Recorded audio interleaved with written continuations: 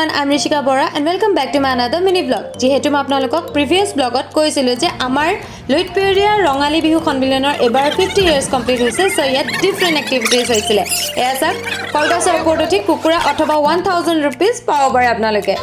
so আৰু তাৰ পিছত আমি হেয়া activities চালো আৰু বিভিন্ন ধৰণৰ activities হৈছিলে আৰু তাৰে ভিতৰত included আছিলে আধুনিক নৃত্য এয়া চাক জানে আমি সেই দিনাখন ৰাতি 3 am লাগে আমি ফাংশন চাইছো এয়া চাক আমাৰ টায়াৰ্ড ফেসেস এয়া হল মোৰ ভন্টি আৰু এয়া হল মোৰ বা আৰু মাজত মই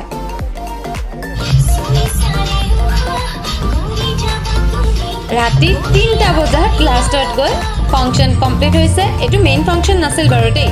এটো জাস্ট মেইন ফাংশনৰ আগৰ কালচাৰেল এক্টিভিটিজ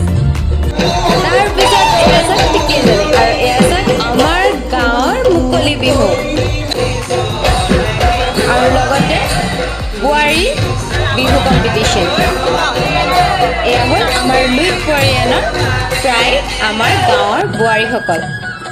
আৰু তাৰ পিছত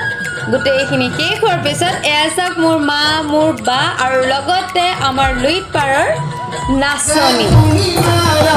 এয়া চাক আমাৰ এয়া গোটেইখিনি আমাৰ গাঁৱৰে হয় আমাৰ গাঁৱৰ লুইত পৰিয়াল আৰু আমাৰ গাঁৱৰ নাচনিসকল এয়া চাক আমি কিছু ফূৰ্তি কৰিলোঁ মুকলি বিহু শেষ হোৱাৰ পিছত আমি সকলোৱে মিলি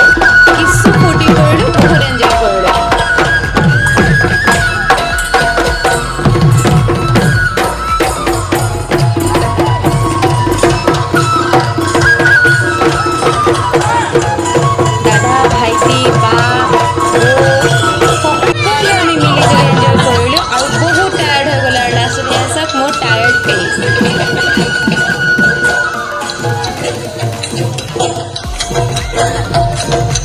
বহুত এক্টিভিটিজ আসলে আৰু আপোনালোকক মই জনাবলৈ বহুত খুকি যে 26 এপ্ৰিলত মানে 12 বহাগত